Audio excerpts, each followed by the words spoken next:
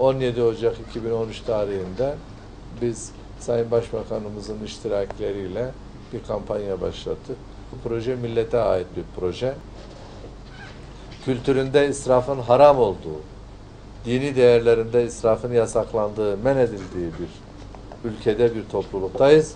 Ama bizim ülkemizde her sene 1,5 milyar Türk lirası, yani 1,5 katrilyon lira değerinde ekmek israf ediliyor. Bu kabul edilebilecek bir şey değildir.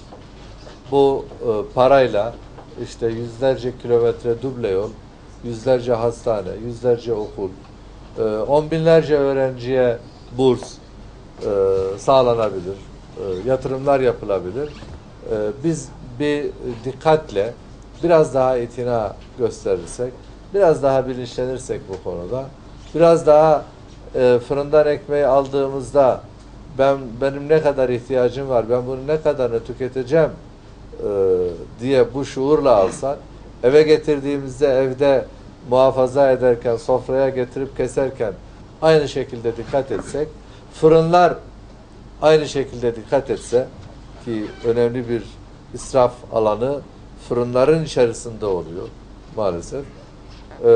Fabrikalar, iş yerleri, kamu kuruluşları, bütün bunların hepsinde yemekhaneler, bütün bunların hepsinde israf yapılıyor.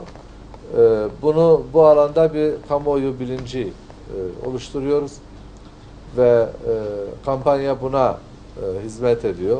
Vatandaşlarımızın dikkatine bu bilgileri sunuyoruz. Yıl sonuna kadar devam edecek.